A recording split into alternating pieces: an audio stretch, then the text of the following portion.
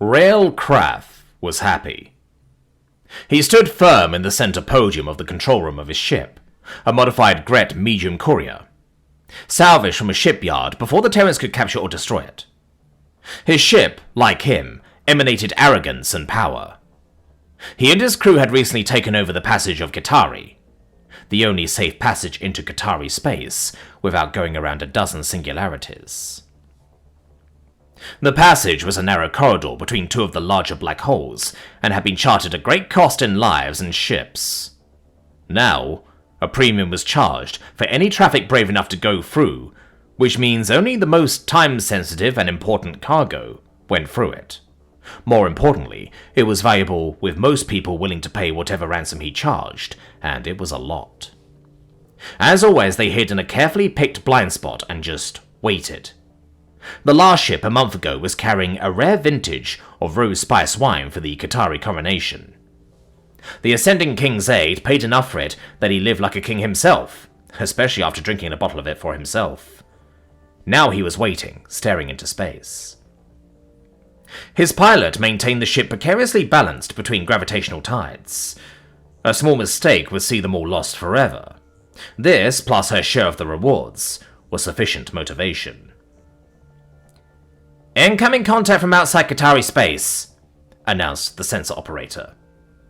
The advantage of his ship's position was that the blind spot worked one way. They could see out, but no one could see them until it was too late. "What is it?" Kraft demanded, though his answer came shortly when he saw it through the view screen.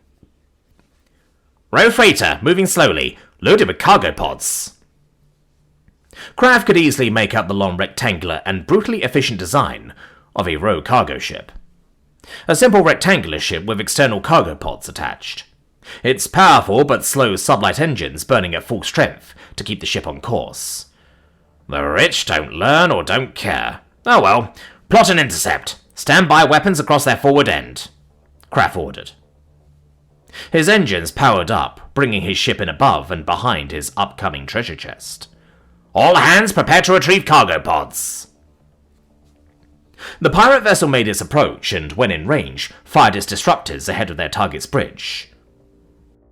It was over an open comm line that Kraft made his demands.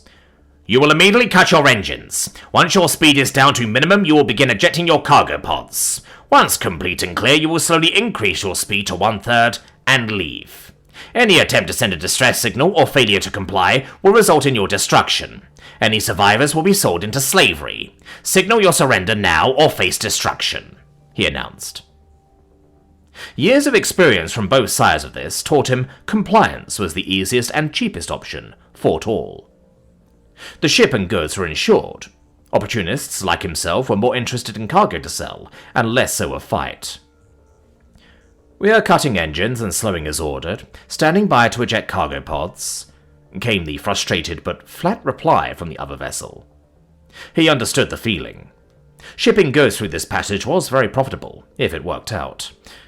Today was his day to make money instead.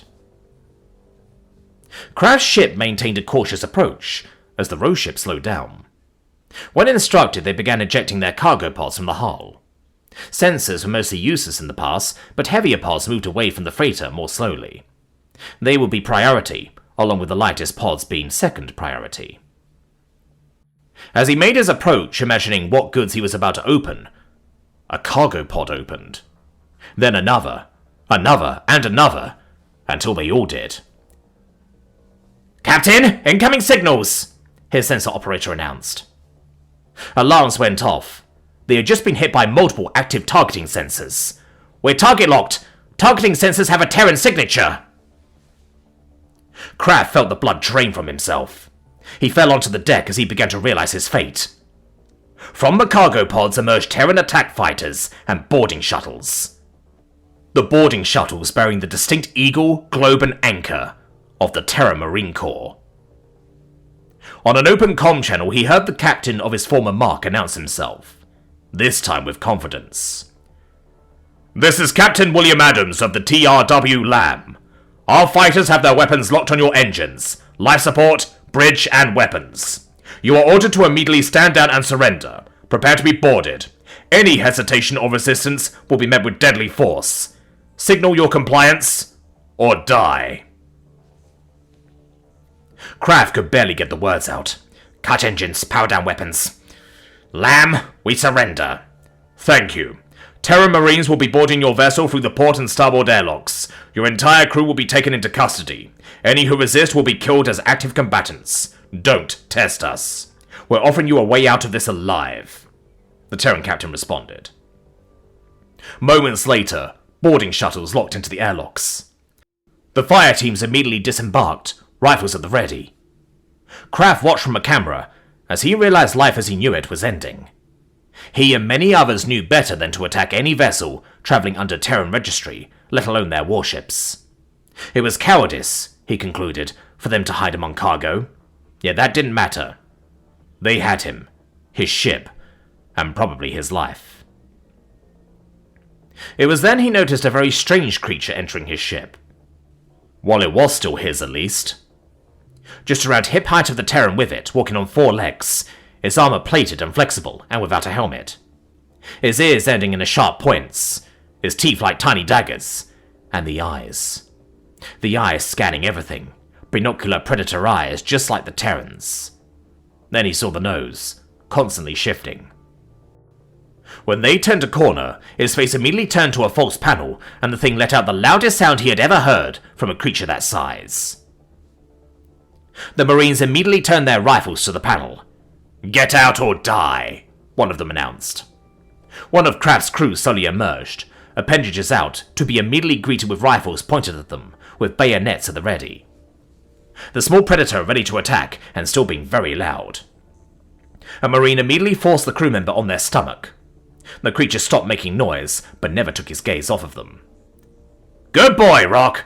Riggs, cuff him, and take him back to the shuttle," the Terran closest to Rock ordered. "Aye, Gunny," Riggs replied. He placed restraints on Kraft's crew member, then helped him up before guiding him from behind at gunpoint back to their boarding shuttle. Kraft saw from the external video recorders that more boarding shuttles had docked with the first 2. Moments later, they entered and Kraft was ready, hands held out and away from his body. He was restrained in a similar manner and walked back to a boarding shuttle. Once there, he was restrained into a flight seat, and when it was full, the shuttle detached and headed back to the warship. Once aboard, he was seen by medical personnel and taken to a holding cell by himself. He reflected on his life. He had money, lots of it sitting in an account in a Kresh bank. Luckily, the account codes were only inside his head. He hoped that one day they would come in handy again. Everyone knew the Terrans took a special offense to raiders like himself. No one in the Galactic Confederacy had ever thought to pull a stunt like this. This changed everything. If the Qatari Pass wasn't safe, if it wasn't profitable, then his trade would eventually collapse. Slave markets might go next. He didn't care about any of these things in particular. He was more focused on his strategy to one day have space under his boots, again picking targets of opportunity. The next day, Captain Adams was meeting with his staff in the wardroom of his ship. Through a comlink was his first officer, now commanding the captured Gret and pirate vessel. "Captain Cooper, status report," he ordered. "We have swept the ship multiple times with sensors and dogs. I have high confidence there's no one here but us humans. No damage to the vessel, we can match your speed with ease. And the food sucks," he answered. This was met with a chuckle. "Very well, we'll transfer some MREs over first chance. I'll see if CSCS can spare some equipment and stores too. For now, head to 5th Fleet Command with us. We'll reach out for updated orders once we clear the passage," Captain Adams stated. "Communications, report status." "We're still unable to raise 5th Fleet or the Spectre, as is expected. We prepare messages as soon as we're clear," the communication officer replied. This was met with, "Very well," from the captain.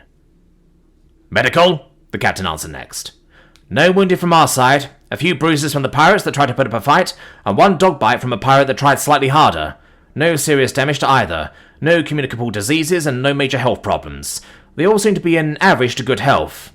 We still have plenty of supplies aboard. I foresee no problems," their doctor answered. "Very well. Jag?" The captain moved on. "Charges have been prepared for all of them. Only a few have agreed to talk to me, the rest are remaining silent. Legal representation is standing by on Raxus 4. Very well. MC-1, between our sensors, flight recorders, and those on the captured ship. You get enough useful material for SecDef? Aye, Captain. I'll be organizing it until we return. I've already flagged several clips as high priority. Rock and Gunnery Sergeant Bledin's flushing that guy out of a false panel is going to be a huge hit. Between all of this, we've got some great stuff. A couple days later, with all the fighters and shuttles nestled back in their cargo pods, and the freighter looking no different, it emerged from the passage of Gitari. As it emerged, it flashed a peculiar pattern of lights. Nearby, inside the TRW Spectre, a Terran stealth ship recorded the mission accomplished signal. They quietly set course for their next objective, and moved on. 3 weeks later, the Galactic Comnet was flooded with reports from the Terran Republic. Broadcasts were interrupted for an important statement by the Terran Secretaries of Commerce and Defense. As many of you have now seen, under direction from the Terran Department of Defense, we deployed our newest class of warship. The Sheep class is designed solely for anti-piracy measures. Following many common civilian hull designs, these are, as we say, wolves in sheep's clothing. Their purpose is to lure pirates into attacking before springing their trap. For many, many years, the problem of piracy has been seen as a catch-'em-if-you-can, but otherwise let insurance companies deal with it problem. While controversial, our approach has been much more aggressive. The result, ships flying our flag or under our registry are left alone. Now we take the next step, the Secretary of Commerce announced. The Secretary of Defense took over the lectern and went next. I want to be clear. The Terran Republic remains resolute and steadfast in our desire for peace. Peace for ourselves, peace for our allies, peace throughout the Galactic Confederacy, and peace for shipping. In the history of our world and that of known space, free and safe trade is the single biggest way to facilitate peace. To further that goal, we are expanding our anti-piracy operations. While we are taking the lead in this, we are not alone. Our allies, the Row, the new Gret Cooperative, and others nearby and far away are providing full and welcome assistance. We invite all nations to join us. The age of piracy is coming to an end, he stated, before letting the Secretary of Commerce speak again. Let us be clear. The age of pirates is ending, but we offer this choice. Turn yourselves in to the Terran Republic. Our legal system is built upon respect for all life. We uphold and honor the rights of the accused. You will not be tortured, summarily executed, or forced to endure cruel conditions. You will be judged, fairly, but judged. Or you can face judgment from whatever divinity you wish. Either way, we will arrange the meeting. There will be free and safe passage for civilian traffic throughout space, no matter what it takes. Surrender, or we will unleash our attack dogs.